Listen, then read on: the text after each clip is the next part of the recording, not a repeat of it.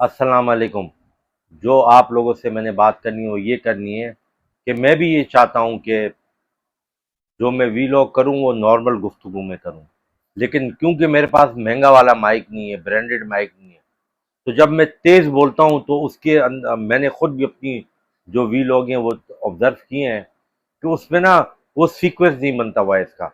Let suppose मैं भी ये वीलॉग कर रहा हूँ, अगर मेरे पास बहुत अच्छा ब्रांडेड मोबाइल माइक होता तो मैं इस तरह से गुफ्तगू करता कि जो कल मैच हुआ है इंडिया का और उसका नेपाल का, उसका ओमान का, तो ओमान ने बहुत अच्छी जो है ना परफॉर्मेंस दी है, इस तरीके से मैं बात करता। लेकिन मुझे वॉइस कम आती है, इस वजह से मुझे लाउडली बोलना पड़ता है। बहरहाल चलें कंटेंट पे आते हैं। सबसे पहले आप मेरे चैनल को सब्सक्राइब करें। मुझे ज़रूरत इस चीज़ की कि आप जितना भी सब्सक्राइब करेंगे मेरे चैनल को, तो उतनी मेरे सब्सक्राइबर बढ़ेंगे, तो मेरी यूट्यूब पे जो है ना उसकी जो है एफिशिएंसी वो बढ़ेगी। जो मोस्ट इम्पोर्टेंट बात ये है वो ये है कि मैं जहाँ वीडियो बना रहा हूँ या बहुत से लोग बातें कर रहे हैं जिससे इंटरप्शन हो रही है, मैं ये बात आपको बता रहा हूँ सबसे इम्पोर्टेंट बात कि कल जो मैच हुआ है उस मैच में इंडिया का बहुत अच्छा मुकाबला किया है और एक मोटिवेशनल चीज पाकिस्तान में आई है। अगर ओमान जैसी टीम इंडिया को 180 पे रिस्ट्रिक्ट कर सकती है, 188 पे, तो इसका मतलब है कि पाकिस्तान भी उसको रिस्ट्रिक्ट कर सकता है। और ओमान ने चेजिंग में भी सिर्फ 21 रन से हारे हैं। अब इस चीज को छोड़ेंगे, उसमें बुमराह और चक्रवर्ती नहीं थे। मैंने आपसे पहले भी कहा है और आइंदा भी आपके साथ में ये बात कहते हुए कहूंगा कि देखिए मेरी एक बात नोट करें। बात ये होती है कि आप ये नहीं देखते ओपोनेंट की साइड में कितने प्लेयर हैं या कितने प्लेयर नहीं है। वो जो मैच चलता है वो इंटरनेशनल रिकॉर्ड का हिस्सा होता है। तो और उसमें अगर वो टीम के प्लेयर नहीं है तो वो तो उसकी टीम की स्ट्रेटेजी है ना, वो कोई उसकी स्ट्रेटेजी थोड़ी है। बहरहाल पाकिस्तान को ये मैच जीतना चाहिए, लेकिन मैं देख रहा हूँ पाकिस्तानी मीडिया में प्रेशर बिल्ड हो रहा है कि इसको जंग की तरह लो, उन्होंने हमारे साथ ना नामुनासिब रवैया किया है, ऐसे करो। इस तरीके से तो आपके प्लेयर प्रेशर में आ जाएंगे, वो जो बुरी क्रिकेट खेलते हैं और वर्स्ट क्रिकेट खेलेंगे। आप सिर्फ इसको नॉर्मल क्रिकेट की तरह लो, और नॉर्मल क्रिकेट खेलने के साथ साथ जो मुझे ऐसा शायद पाकिस्तान टीम ये मैच जीत जाए तो पाकिस्तान की तरफ से भी कोई पॉलिटिकल किस्म का स्टेटमेंट हो सकता है आ जाए, कप्तान ये किसकी तरफ से। ये एक स्ट्रेटजी बन रही है कि अगर जीते तो, और अगर ये मैच नहीं जीते और बांग्लादेश और श्रीलंका को फाइनल जीते, फाइनल जीत गए, तो फाइनल में बहरहाल मेरा मशवरा ये है कि आप पहला फोकस इस चीज पे दें कि हमने नॉर्मल ये मैच खेलना है। अगर आप ये सोच के खेलेंगे कि हमने इंडिया से जीतना है क्योंकि 22 23 24 करोड़ आवाम जितनी पाकिस्तान की है वो देख रही है आपकी तरफ, या आपकी तरफ सिलेक्शन कमेटी या पीछे से प्रेशर आ रहा है कि अब तो इंडिया को तुमने हराना है क्योंकि इंडिया ने इस तरह करके किया है, तो इस तरीके से खिलाड़ियों में प्रेशर बिल्ड होगा। उनको रिलैक्स होने दें। पहले की उनकी एबिलिटी नहीं है, वो एबिलिटी वाले प्लेयर नहीं है। पहले उनमें सलाहियत, काबिलियत, उनमें स्किल, उनमें टैलेंट वैलेंट कुछ नहीं है। उसके बाद तुम जब उनको और प्रेशराइज करोगे तो वो टीम मजीद जाके नीचे जाएगी। तो मेरा मशवरा ये है कि नॉर्मल तरीके से जो खेलने हैं उस खेलें।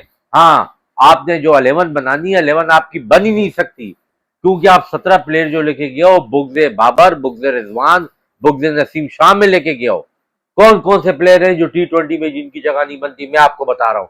17 में से अलग स्पॉट। मैं तो ये समझा था कि एशियन क्रिकेट काउंसिल भी वो लॉ बनाएगी कि 15 से और होना चाहिए कि 15 से ज्यादा आपके स्क्वाड में नहीं होंगे। दो रिजर्व, ट्रेवलिंग रिजर्व हो सकते हैं, लेकिन उनको आप शामिल नहीं कर सकते। लेकिन मुझे नहीं पता आईसीसी की क्या रूल है, आईसीसी का तो यही रूल है।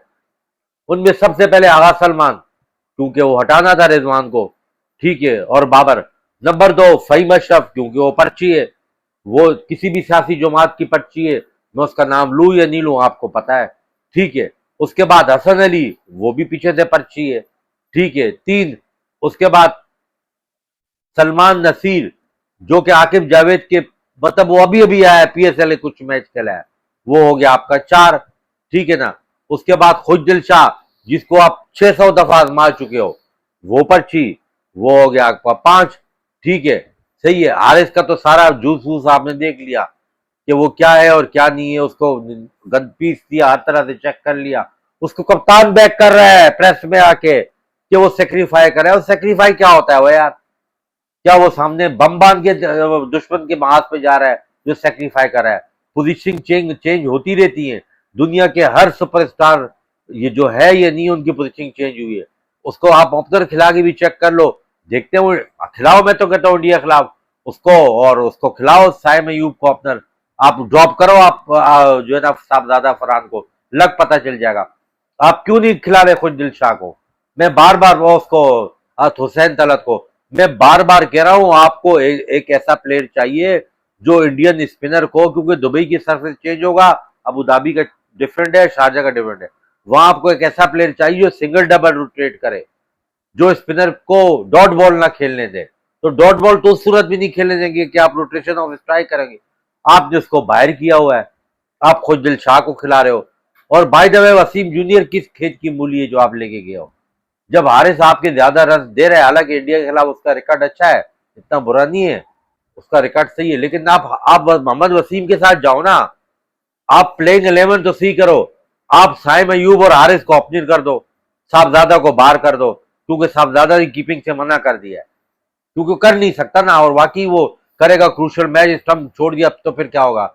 नंबर 3 पे आप फखर जमान के साथ जाओ, चौथे पे आप आगा सलमान, मैं कल भी बता चुका हूं, सलमान के साथ जाओ और आगा सलमान को बोलो भाई जो तुम्हारा एक्चुअल गेम है वो खेलो, तुम्हारी कोई बॉलें डॉट जाती है, तुम डॉट बॉलों के लिए नहीं गए हो, तुम सीप कर सकते हो ना, तुम कट कर सकते हो ना, तो तुम सिंगल डबल रोटेट करो, तुम सिर्फ 20 ओवर तक एक साइड संभालो, छोड़ो मारने को। 5वें पे आप भेजो हुसैन तलत को, हुसैन तलत को भी आप इसी किस्म, वो बल्कि हिट आगा सलमान से अच्छी कर सकता है हुसैन तलत, रैम शॉट भी फास्ट बॉलर को जो यार्कर पे रैम शॉट है वो मार सकता है, वो रिवर्स स्वीप भी मतलब जो क्रॉस स्वीप होता है वो भी वो मार सकता है, वो रोटेशन। आप हसन नवाज को आप थोड़ा इजी करो, भेजो छठे पे, 7वें पे नवाज आपके ऑप्शन नहीं है, आप खिलाओगे, और आप 2 पेसर जेनुअन पेसर के साथ जाओ, 3 स्पिनर आपके पास ये हो जाएंगे नवाज के साथ, छठे में मैंने आपको पहले बताया। और अगर आप ये सोच रहे हो कि यार बीच में चलो यार हुसैन तलत को ट्राई करते हैं, क्योंकि जाहिर सी बात है इंडिया स्पिनर को अच्छा खेलता है और फास्ट बॉलर भी, तो हमें एक ऐसा बॉलर चाहिए जो स्लोअर रन करे, पेस चेंज करे, नया हो, तो आपके लिए ये डक्शन इस तरह की आपको स्ट्रेटेजी चेंज करनी पड़ेगी भाई, इस तरीके से आप इंडिया को हरा सकते हो। लेकिन लेट सपोज अगर इंडिया ने पहले बैटिंग कर ली, सब हालांकि इतनी ड्यू नहीं है, लेट सपोज करो इंडिया ने 170 रन बना लिए, फिर आपकी क्या स्ट्रेटेजी होगी? फिर तो स्ट्राइक रेट पावर प्ले काम नहीं आएगा। मैंने वो वीडियो लगानी जरूर है, वो एशिया कप हो जाए, वो आकिब जावेद मनूस की वीडियो लगानी जरूर है, जिसमें उसने कहा था कि जी अभी तो एशिया कप भी यूएई में हो रहा है, वर्ल्ड कप भी एशियन कंडीशन में हो रहा है, 200 प्लस की तो वहां विकेट्स होंगी, और बुद्धू के बच्चे और बेवकूफ इंसान मोहसिन नकवी सबसे पहले अपनी टीम में इसको चेंज करे। इसका इंटरव्यू में बोले कि सारी जिंदगी तू यूएई की कोचिंग भी करता रहा है, खेलता रहा है, तुझे नहीं पता कि 200 प्लस वहां रन नहीं होते, और वर्ल्ड कप 2026 का हाइब्रिड मॉडल पे आपने श्रीलंका में खेलना है, वहां की पिचेस भी ऐसी नहीं है। हाँ, अगर इंडिया में आपके मैचेस होते तो मैं कह सकता था कि बाटा पिचेस है वहां 200 प्लस होते हैं। इस अभी तक जो मैचेस हुए इसमें आप खुद देख लें पिचेस किस तरह की बन रही है। तो मेरा पाकिस्तान टीम को मशवरा ये है कि आप ये एक्स्ट्रा प्रेशर अपने ऊपर मत डालें, और मीडिया से भी ये कहूंगा कि उस पर मत डालें। हार जीत गेम कैसा है, अभी तक तो मुकाबले की तक पहुंचे ही नहीं है। आपका पहलवान वो है कि जो अभी अखाड़े में आया ही नहीं है, रिंग में आया ही नहीं है, अभी वो बॉल वार्म अप करे और आप उस पर प्रेशर डाल रहे हो, उसको रिंग में आने दो, हरीफ के 2-2 हाथ होने दो, उसके बाद देखते हैं तो क्या होता है। दूसरा, पीसीबी को कोई ईमेल आई है और उसमें इंडियन मीडिया बड़ा चिल्ला रहा है, ये हो गया वो हो गया, लेकिन मीडिया को ये बोलता हूं कि अगर उस ईमेल पे पाकिस्तान टीम को जुर्माना होता है तो तुम्हारा सूर्य कुमार भी फिर नहीं बचता, तुम पे भी जुर्माना होता है। ये कैट एंड माउस का खेल बंद कर दो, इसमें कुछ नहीं हो रहा, सारा फोकस क्रिकेट पे करो। सूर्य कुमार को कल दबा के प्रेस वालों ने कोशिश की कि वो खुद मुतनाज़ा बयान देने की कोशिश करे, लेकिन सूर्य कुमार यादव बड़ा तेज निकला, उससे जो है ना इस किस्म की बात नहीं की। और दूसरी बात है कि जो मैच प्रेस कॉन्फ्रेंस होती है ना, जब वर्ल्ड एशिया कप शुरू होता है, तो उससे पहले तो एक तो वो सामने अनविल जो करते हैं ट्रॉफी को, वो होता है एक प्रेस कॉन्फ्रेंस, एक ऐसी जगह होता है जहां कैमरा नहीं होते, वहां सूर्या गंभीर और ये सारे पाकिस्तानी प्लेयर कप्तान से वहां मिले हैं, उसके बाद वो हैंडशेक वाला मामला है ना कि उसने आगा सलमान ने हाथ बढ़ाया उसने। तो कहने का मकसद ये है कि इंडियन गवर्नमेंट का करता जाता है, और बीसीसीआई और आईसीसी जो भी कुछ कर ले वो सब ऐसे ही होना है। और वो शुएब मलिक और मिसबा और उमर गुल, इनको सुनने से बेहतर है मिसबा बेहतर है, बाजिद भी कुछ बेहतर है। इन शुएब मलिक को और इसको सुनने से पहले हफीज को, वो जो आता है एक प्रोग्राम आता है अल्ट्राइज, आप जिस तरह स्पोर्ट यारी में कार्टून है, आप कार्टून नेटवर्क देख लिया करें। और शुएब अख्तर खासकर, शुएब अख्तर की मैं आपको बात बताऊं, इसका स्पोर्ट यारी में मेरे पास वो वीडियो मौजूद है, होगी मैं लगाऊंगा। सुशांत मेहता ने इतनी बेइज्जती की है। मैंने आपको क्या बोला था कि शुएब अख्तर इंडिया में कोई होता चाहता है, वो सुशांत मेहता कहता है इससे अप्रोच किया इंडियन नेशनलिटी के लिए, इंडिया ने इसको धुतकारा है, फिर इससे चाइना में अप्रोच किया नेशनलिटी में।